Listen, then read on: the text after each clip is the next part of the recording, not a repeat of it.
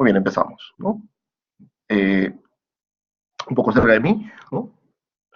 Soy PhD candidato en la Universidad Politécnica de Cataluña, ¿no? Tengo un MBA en la Universidad de Barcelona y veo todos los temas de innovación y transformación digital, aparte de enseñar en las universidades y laborar en empresas justamente relacionadas al sector comercial, al sector industrial, en casi todos los roles de llevar procesos de innovación y transformación a lo largo de mi carrera, ¿no? Es un poco acerca de mí. Eh, Siempre trato de empezar tanto mis clases como la oportunidad que tengo de dar charlas es con una pequeña reflexión, ¿no? Este señor es Mario Benedetti y él tomé una frase que me gustó mucho, que decía, cuando creíamos que teníamos todas las respuestas, rápidamente nos cambiaron las preguntas, ¿no? Entonces lo que sucedió fue que nos dimos cuenta que compañías avanzaban a un ritmo, el mercado y los clientes avanzaban a otro ritmo. Entonces, esto ha obligado a las compañías a transformarse, pues, ¿no? Tratando de buscar una justificación. ¿Por qué nos transformamos? Realmente porque el mundo externo, el mundo exterior a las organizaciones, se mueve más rápido que las mismas organizaciones. Entonces, la idea es ver de qué manera no le perdemos el paso y nos acercamos en la brecha o en reducir esa brecha de distancia que existe ante la evolución. Esta velocidad se está dando mucho por el mundo digital, porque todo cliente o todo consumidor ya está sufriendo dos fenómenos. No lo digo yo, lo dice Mohamed Sabni, habla de viendo una hipercompetitividad y también viendo lo que es una hiperconectividad. El cliente está hiperconectado, por ende está informado, por ende sabe lo que pide, sabe lo que compra y sabe dónde elegir. Otra cosa que está sucediendo es que las compañías ya no necesariamente están compitiendo con las empresas de su mismo giro. Estamos viendo pues que los bancos se están moviendo rápidamente hacia el mundo de la transformación y la innovación, pero no porque la competencia esté más cerca de ellos, sino porque existen otros modelos de negocios mucho más ágiles, mucho más rápidos, que lo están viendo como una amenaza. Tenía a pensar que soluciones como por ejemplo OLX o Rappi iban a ser competencia de los bancos, ¿no? O como un WeChat, que es un Power Up o una solución de plataforma, podría competir con empresas como por ejemplo la banca, como empresas de viaje, con empresas de comunicación.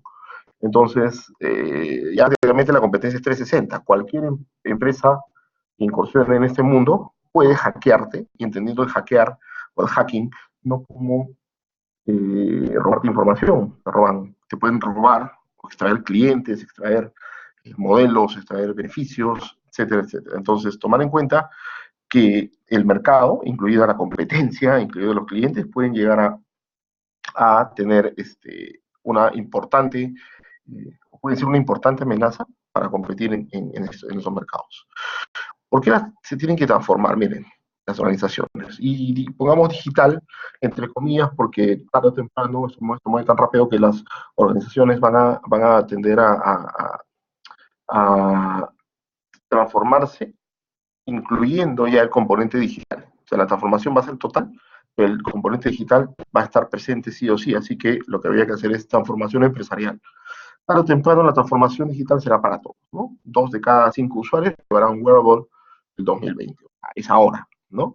Los tiempos y los periodos de cambio ya no son de 12 meses, los planeamientos ya no pueden ser de 12, 24 meses, sino que lo que está pasando es que ahora la revisión de cada uno de nuestros procesos debe ser no más meses. Y por eso se coloca el 2020 y la gente dirá, pues, el 2020, sí, pues el 2020 van a ocurrir cambios trascendentales. Hay un vaticinio de Singularity University que dice que el 2020 las impresoras 3D van a costar menos de $450, con lo cual tú vas a poder imprimir más de los 17,000 tipos de materiales que puede manejar una impresora 3D. Y la puedes tener en tu casa, puedes tomar la fotografía de un zapato o de algún producto, una taza o lo que sea, y la puedes mandar a imprimir y vas a tener el producto en tu casa. ¿Suena descabellado? Quizá ahora menos que antes, porque realmente la tecnología lo que hace es acelerar lo que es escaso. Sin embargo, todos los procesos de transformación digital no solo ven el tema de tecnología. ¿Cuál es la oportunidad? Y a esto le llamamos el nuevo orden. El nuevo orden es un nuevo escenario donde las reglas cambian o se modifican rápidamente. Las organizaciones deben y están obligadas a entender mejor a su cliente. Es donde la data se convierte, o el data capital, se convierte en eso, en un activo importante. Una empresa que no tiene data, o mejor dicho, y que tiene y no la aprovecha, en este momento es como si tuviera dinero en el banco, en el dinero debajo del colchón, ganando cero intereses, ¿no? Eh, lo otro que hay que entender es que los clientes eh, son entre comillas, un recurso escaso. No van a estar siempre con nosotros porque ahora tienen N opciones. Hay N casos también de empresas que han quebrado producto de que no supieron retener a sus clientes. Y no los supieron retener no solo porque hubiera un tema de servicio, sino porque no los conocían. Y ahí viene el tema de data capital, ¿no? ¿Cómo podemos integrar la experiencia? El cliente ya no busca ni productos ni servicios, eso ya es un commodity, tampoco busca precio. Lo que está buscando cada vez más son experiencias que le agreguen valor, valor a la vida, valor a la familia, quiere tener más tiempo, quiere tener más formas de poder contactarse con la empresa. Entonces, ¿cómo centramos al cliente en la necesitamos al cliente en la organización para que tenga ese peso específico con el cual nosotros vamos a poder actuar? Y lo otro, cómo vamos a poder captar esos momentos de la verdad que le llamamos ahora la voz del cliente, para que nos sirva de input o como insights importantes para el diseño de nuestra estrategia. Entonces, es tal cual nosotros debemos diseñar en los procesos de transformación digital, tocan todos estos elementos, entender que hay un nuevo orden, definir cuál es la propuesta de valor actualizada, centrar al cliente dentro de la organización, diseñar una estructura de data capital que te permita habilitar nuevos negocios e iterar periódicamente, generar de manera ágil iniciativas que te ayuden. La idea de esto es que se pueda consolidar en un programa o en un conjunto de iniciativas que puedan ser gobernadas dentro de la organización. Como concepto básico, y hay varios conceptos, ese es uno de los que más me gusta porque lo que busca es, lo que me gusta es la palabra de asumir. Esto lo que realmente fuerza a las organizaciones es que realmente asuman una responsabilidad con el cliente. Las organizaciones tienen que asumir la transformación de la generación o de la cadena de valor del negocio, pero con una incursión de componentes digitales, sobre todo la última fase, priorizando la relación con el cliente. Entonces, son los componentes digitales y la transformación del negocio, del modelo de negocio, la cadena de valor o transformación en ecosistemas, lo que me va a permitir ser sostenible en un proceso de transformación. Eso quiere decir que un proceso que solo incluye la parte de tecnológica, o sea, la última línea, en una estrategia, lo más probable es que sea fácilmente copiada.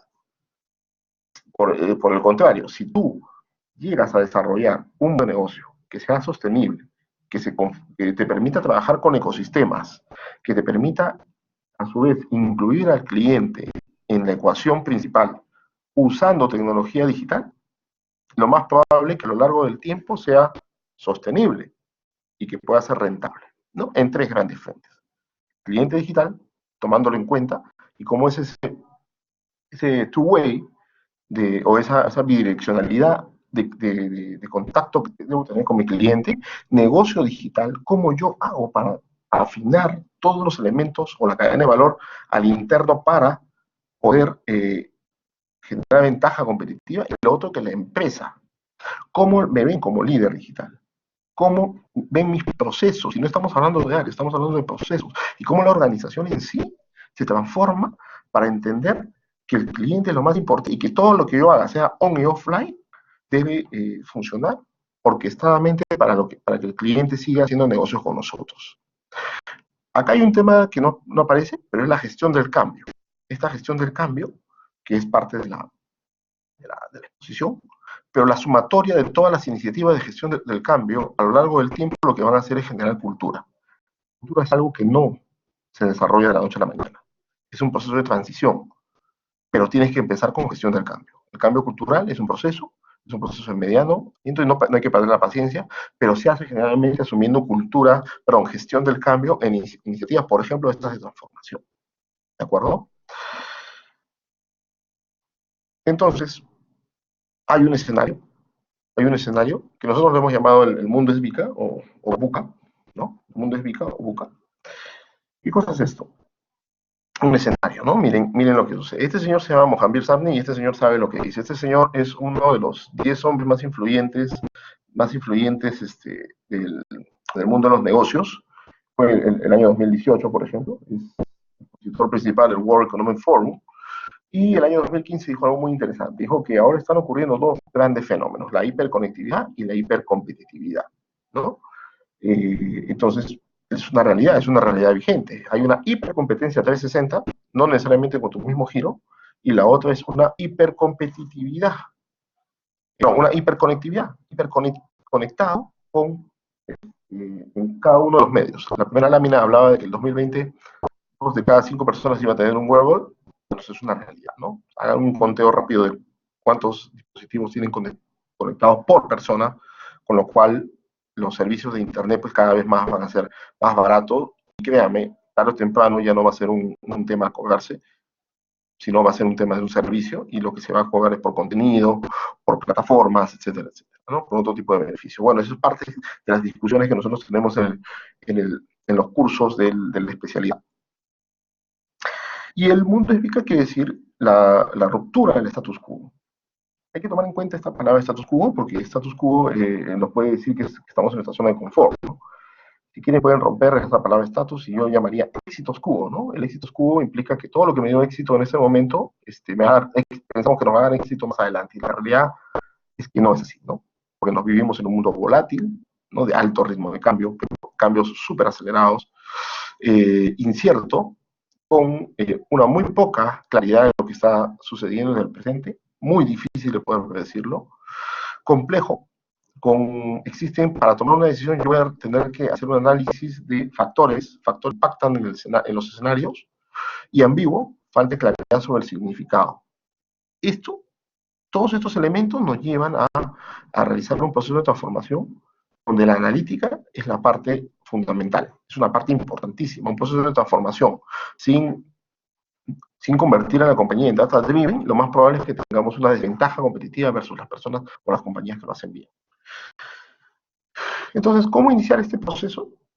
Realmente lo que buscamos es que se dé un proceso limpio, pero siempre va a tener sus detractores. En algunos casos, ya sabemos que los detractores pueden estar afuera, la competencia, porque son detractores naturales, pero también dentro de la organización pueden existir personas que no sean los que realmente quieran esto. Hace poco hubo una conferencia importante, donde un importante CEO dijo que él era la persona que tomaba las decisiones más importantes de la compañía, y a pesar de eso, había un 20% de personas dentro de su distribución, hizo una campaña de Gauss, dijo, hay un 10% de personas que me siguen, 70% de personas que son los que te voy a convencer, y un 20% que nunca me van a acompañar en este proceso de transformación.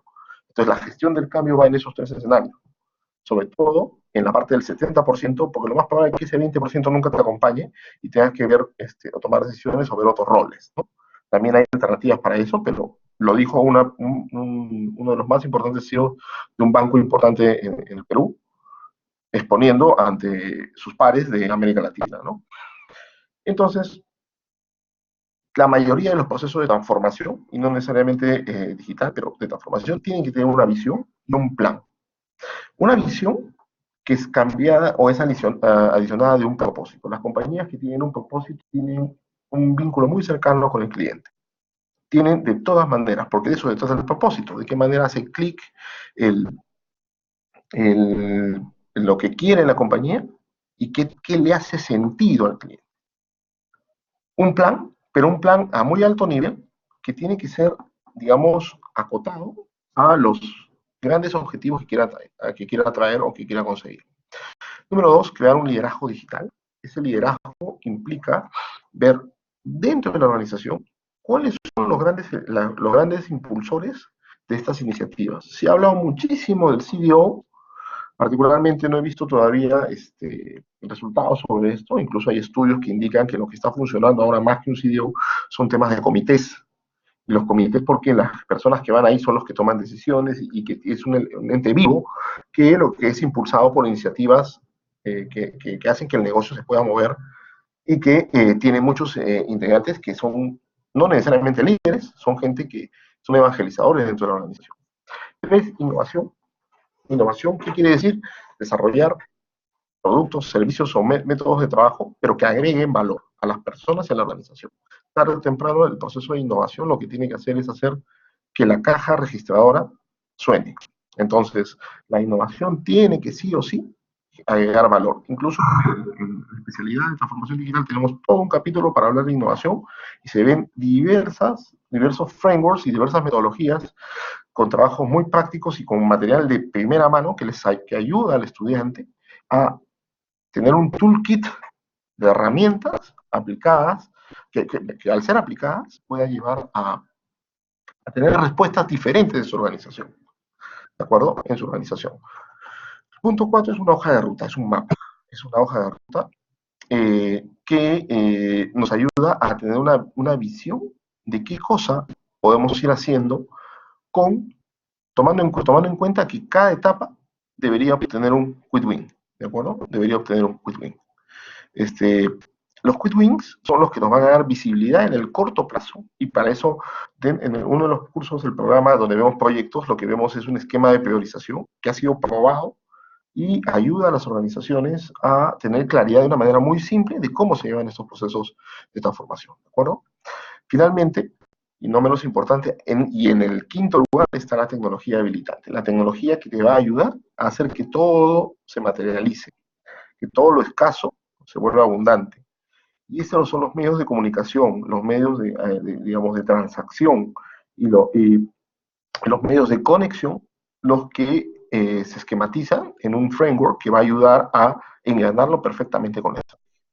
Para eso hay uno o dos capítulos en un curso de estrategia de transformación digital donde se explica esto y se lleva a la práctica con unos frameworks diseñados ad hoc para esto, ¿no? Hay mucho material y lo bueno de esta parte es que esto se construye y se co-crea con los participantes, ¿no? Entonces, al final llegan a las organizaciones y en las organizaciones vienen con modificaciones de los frameworks trabajados, con lo cual es muy positivo porque esto enriquece la discusión. Bien, un poco, este es un modelo, uno de los tantos modelos que hay, esto es tomado de una compañía INCIPI, pero lo que nosotros usamos es una adecuación de varias formas y en algunos de ellos comparamos cuáles son los mejores, ¿no? Acá se ve pues el tema de la visión y liderazgo, las personas y los procesos, definir el modelo de negocio y en esta parte del modelo de negocio lo que se propone es el desarrollo de ecosistemas, porque justamente para que esto sea, digamos, perdurable, se tienen que desarrollar ecosistemas. Para eso hay todas unas best practices que se comparten, ¿no?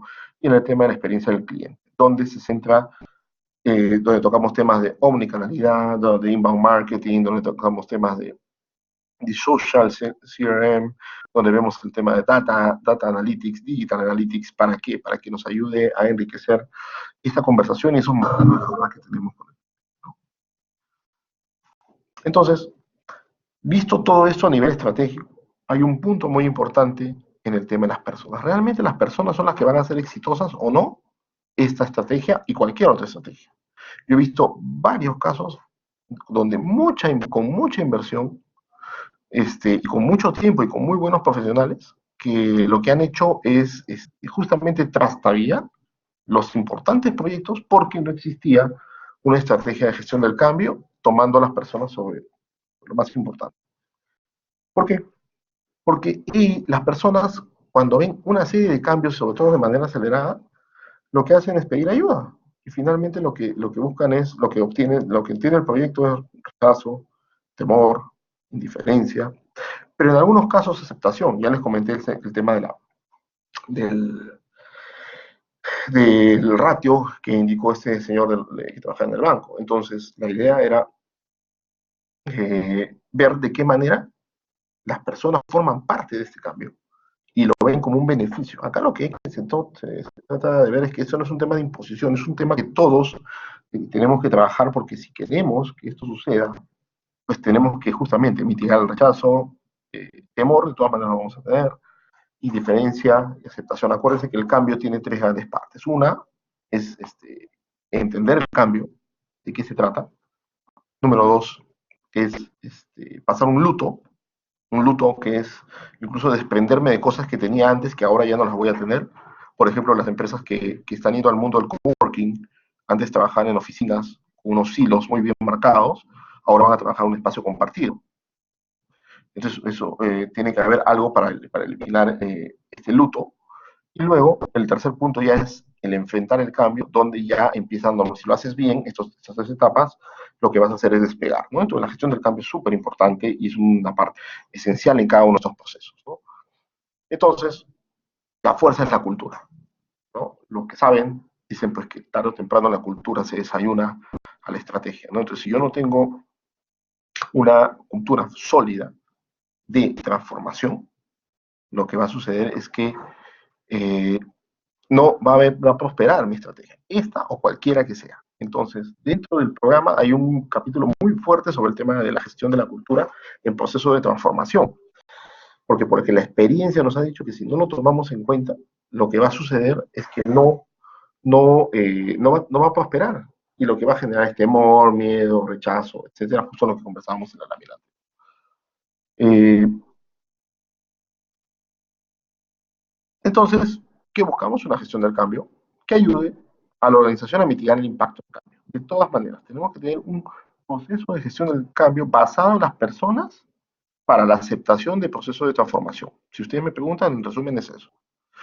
Y las personas tienen la capacidad, incluso hay metodologías que nos ayudan a entender, a saber cuánto comprenden, cómo aceptan y cómo llevar ese cambio, no solo al trabajo, porque el impacto va a ser en las vidas de las personas. Entonces, no solo es digamos, implementar por implementar, sino que arriba de esto hay un plan de despliegue y arriba de esto hay un plan de gestión del cambio y además arriba está el tema de la gestión de la cultura. Entonces, tomar en cuenta esto para cualquier iniciativa que nos hagamos. Y no, reitero, no necesariamente de transformación de digital, puede ser un tema de transformación del trabajo, que lo que va a llevar es un tema de cultura y de cambio y de aceptación, ¿no? Entonces, vamos a tener una resistencia, de todas maneras, que puede ir al del no poder, al no saber y al no querer, ¿no? La ventaja de esto es que los dos primeros, el no poder y el no saber, se pueden contrarrestar, se pueden llevar a un tema de mentoría, porque la apertura nos lleva a poder hacer, pero lo que necesitamos es tener una oportunidad para poder probarlo. Arriba es saber hacer con conocimientos, y preparación y evangelización. Pero sobre todo, esto no funciona si una persona no quiere, para lo cual tiene que tener actitud, ¿no? Actitud. Entonces, toda la gestión del cambio se basa en transformar la pirámide anterior en esta pirámide, ¿no? Poder hacer, buscando la oportunidad, saber hacer desarrollando conocimientos y querer hacer mostrando la actitud. Entonces, finalmente se triangula en este esquema, ¿no? Todo proceso de transformación digital debe ser la intersección de la transformación por sí sola, donde los componentes de los 5 elementos que vimos, ¿no? La visión, la hoja de ruta, el liderazgo, la hoja de ruta, el plan y también la parte de la tecnología habilitante, debe alinearse a una versión que puede ser ambidiestra o puede ser ágil. Normalmente las startups están en esta parte, ¿no? En la parte ágil.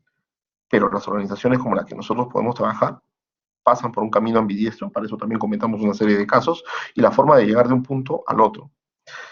Finalmente, la cultura. Entonces, cuando yo busco la intersección entre los tres temas, la era digital, el enfrentar este nuevo orden, que también es la era digital, nos va a permitir tomarlo de una mejor manera, sobre todo centrando y alineando los tres grandes elementos.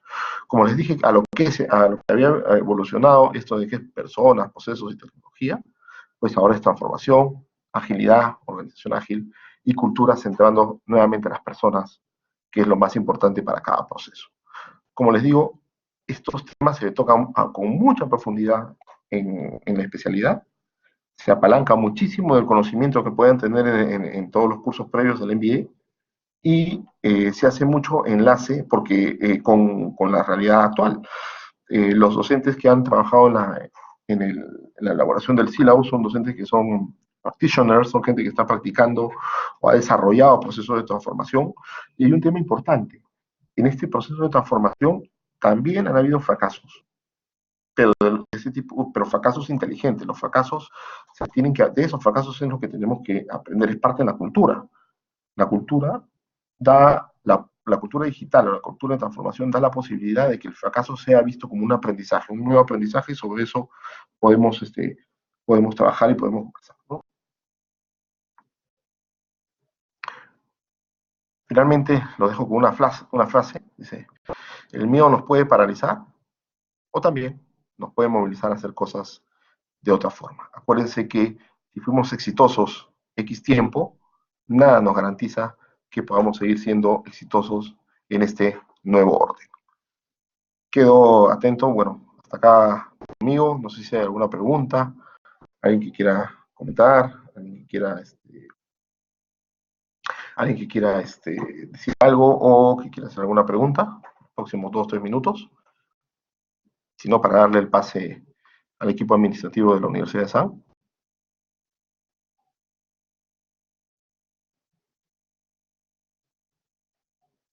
Sí,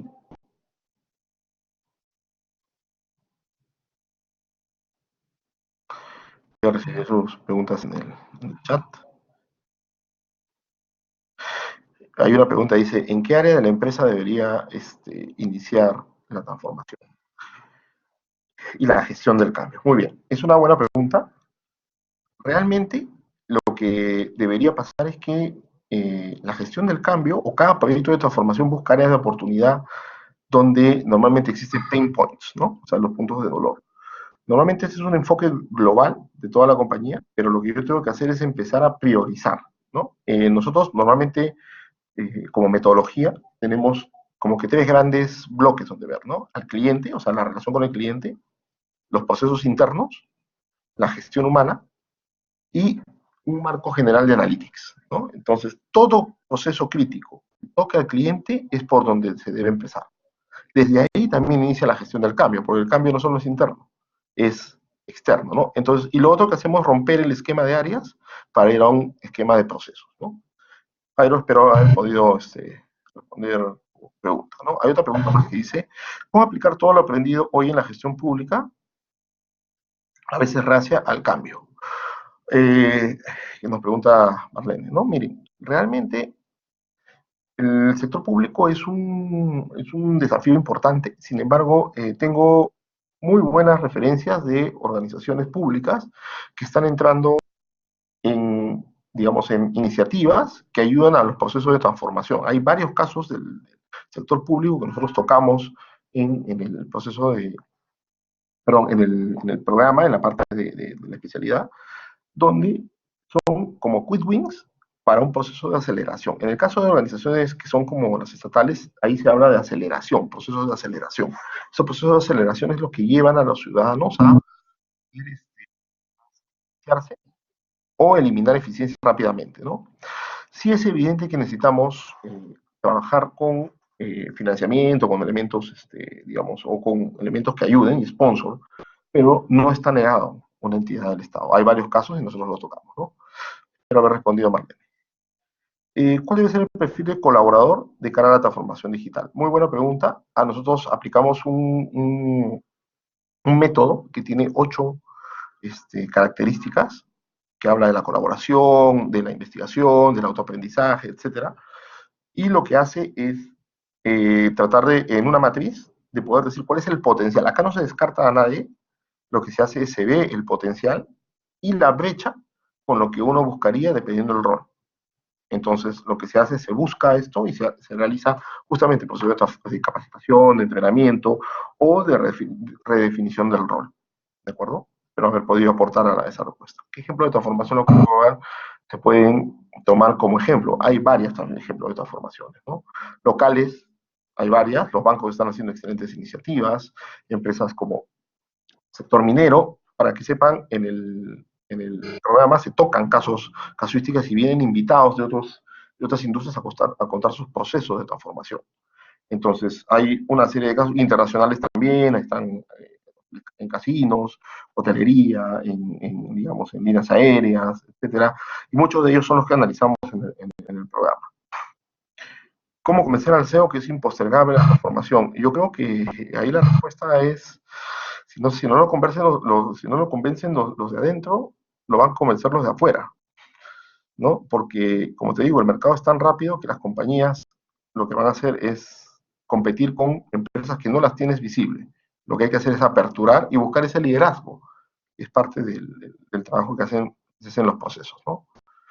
La gestión del cambio, de pasar de áreas a procesos, tiene un tiempo límite para llevar a la transformación. La verdad, no.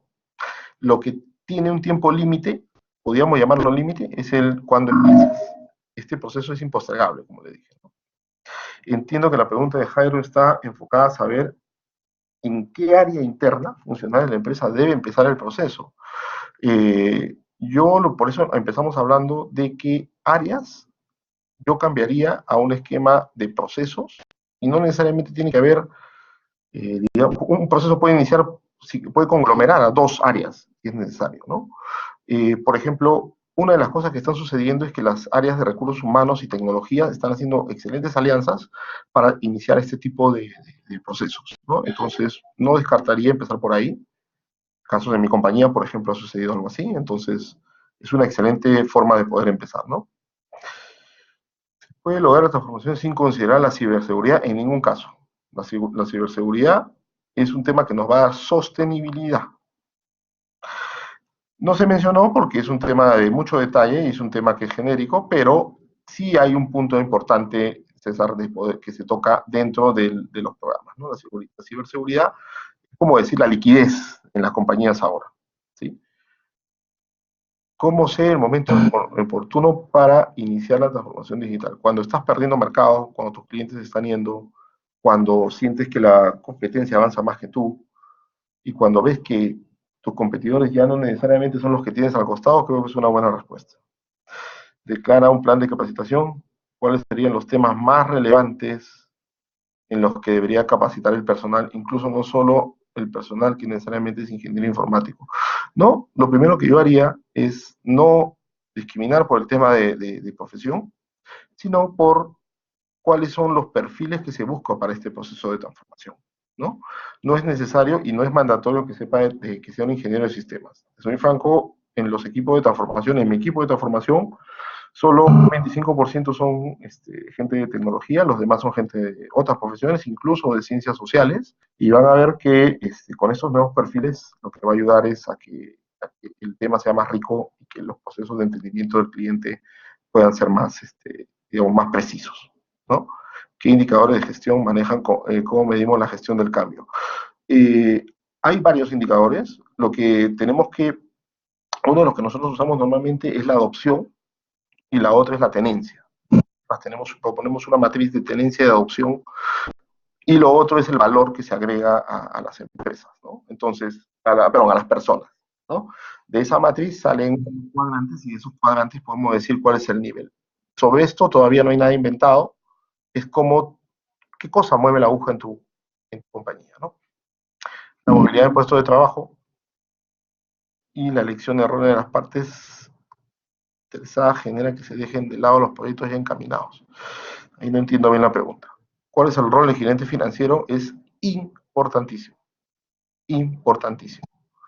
Los comités, por eso el tema de los comités es más importante que tanto lo legal y lo financiero formen parte del comité de transformación. Y para eso hay 2 o 3 casos documentados que ayudan a, digamos, como una best practice. Sin embargo, esto se puede ir transformando también en el camino, ¿no? Sería necesario tener una estrategia que englobe diversos proyectos de la empresa para reducir riesgos similares que hacen que proyectos no se concluyan. Ahí me gustaría entender un poquito más. Es decir, en un consultorio legal ¿Cómo implemento? Bueno, para eso hay también, lo que hay que hacer es entrar a profundidad a la casuística, todos los consultorios legales, hay algunos, por ejemplo, y hay buenos casos ahora de gente legal que está creando divisiones de transformación digital para el entorno legal y se convierten en asesores. Por ejemplo, nosotros hemos contratado a unos y nos ayudan a ver cómo se aceleran. Esto no es restrictivo para ningún rubro, ¿no? Entonces, sí es importante entenderlo, y nosotros en las clases comenzamos a compartir un poquito más de información, ¿no? Bueno, muy bien. Quiero agradecer a todas las personas que se han conectado a este webinar. Cualquier pregunta, ahí están mis contactos, podemos hacerlo por ese medio. Yo tengo que dar pase al